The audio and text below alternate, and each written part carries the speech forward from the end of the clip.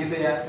Tapi intinya rutin gitu loh. Terus coba lihat kualitasnya, ya. Jadi BAB itu ada 4 ciri yang ini menunjukkan BAB-nya ini bagus atau tidak. 1, warnanya. Warnanya seperti apa? Cemerlang warnanya.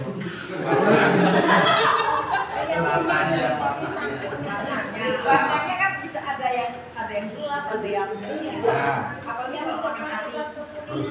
Warna kuning. Jadi gini. Warnanya merah. Kalau yang lain misalnya kuning, ya, itu juga menunjukkan 4D-nya berarti bagus, ya. Terus selain warnanya, sesuai juga dengan yang dimakan apa? Habis makan buah Ayam, ayam. Enggak, maksudnya pas makan buah naga. Ya, jadi merah.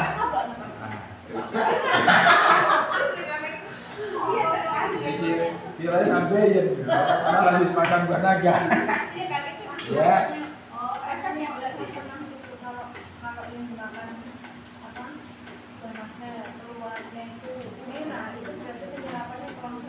Ya bisa, tapi kadang kan berlebihan juga karena buah naga itu kan semua biasanya sekali makan kan gede kan.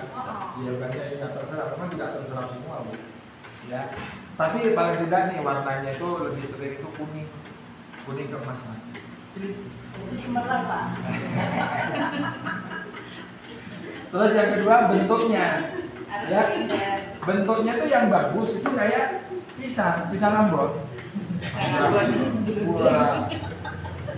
Iya, berarti itu konsumsi seratnya cukup.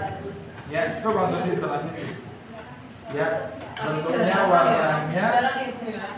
Terus ini bobotnya. Bobot. Kalau bobotnya itu kayak berlemak banget. Nah, itu nanti coba cek di lemak hati. Lemak hatinya tinggi atau enggak. Berarti nanti WC saya ini siapa kembali? Ya itu yang sisa. Itu yang sisa. Kalau dulu mungkin pas 6 kali itu kan.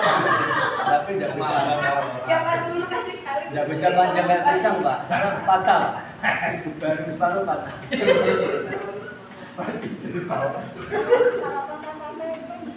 Ya pokoknya itulah cirinya gitu ya. Jadi, nah enggak. Loh, ini ilmu loh. Ya. Maksud saya begini, jenengan suatu saat kan juga ketemu dengan pasien kan? Iya. Gitu. Makanya sekarang karena ingat 80% penyakit itu diawali dari pencernaan.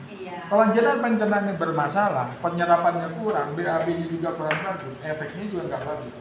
Termasuk sekarang orang BAB, ya jongkok sama yang duduk, bagus yang jongkok.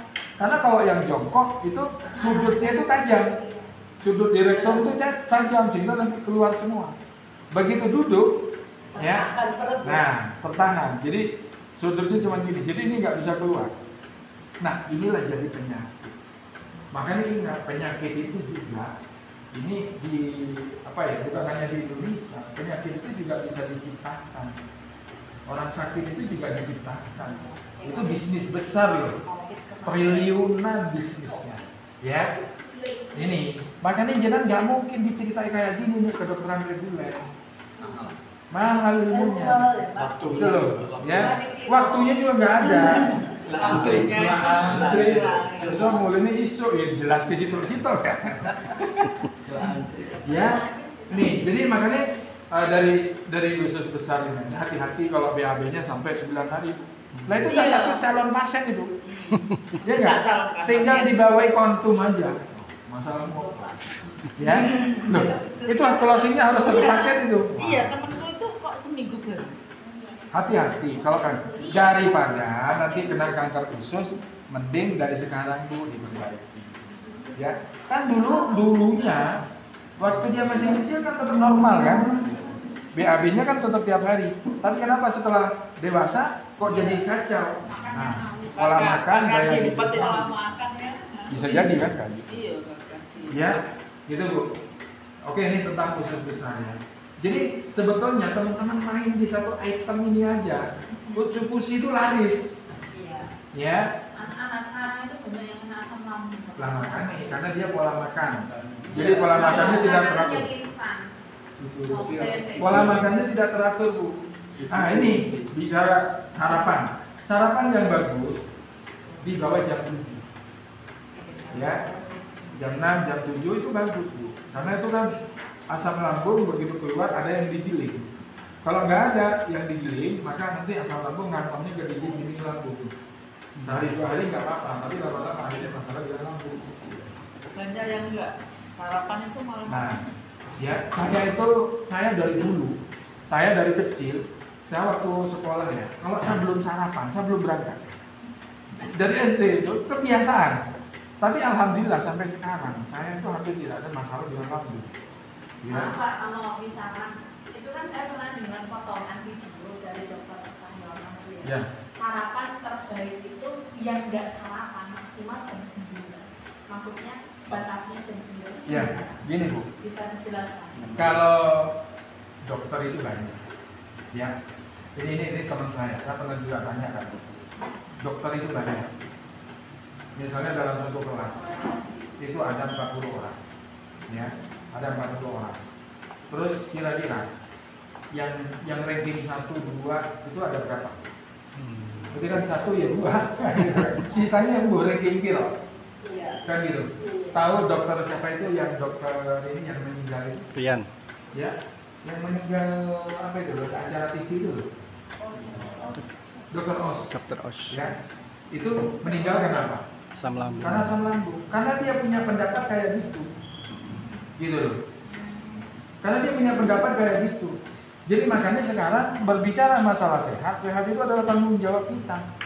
Ya secara logika, secara alami, ya waktu bangun tidur itu kan kita asam lambung udah keluar.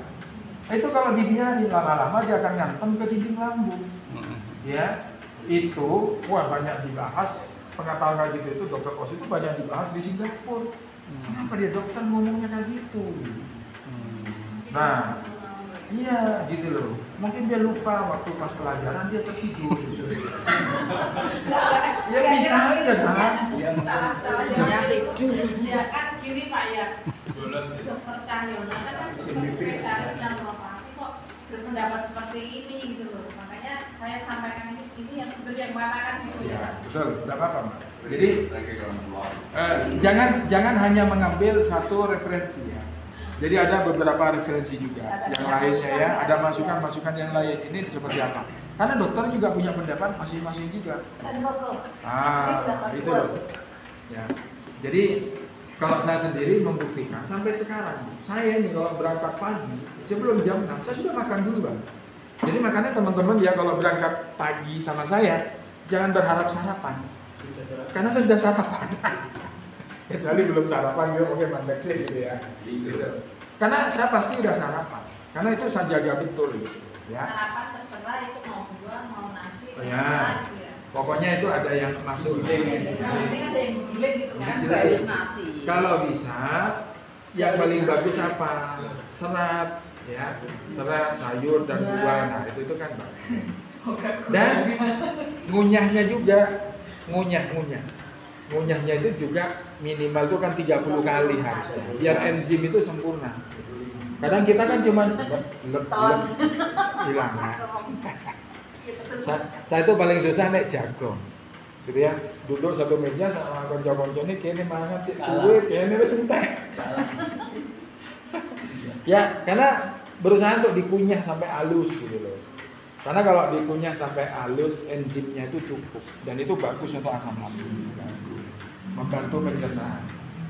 Tapi yang benar Pak, teman saya itu kurus banget, makannya itu lama banget, mungkin pengaruh juga ya, maksudnya langsing gitu loh. Iya, kayak saya kan langsung. Ini loh. Iya, tapi memang kalau enzimnya cukup, kita itu jadi pencernaannya, metabolismenya itu jadi sempurna, sehingga nggak gampang lapar juga. Karena terserap enzim ini. Pelan-pelan hancur. Enzimnya juga cukup, Iya. ya. Tuh. Lebih cepat juga ke Lombok. Kepedesan. Oke, langsung ya. Keempat, fungsi hati. Nih. Fungsi hati satu, metabolisme protein. Ya. Yang kedua, fungsi produksi energi. Jadi kalau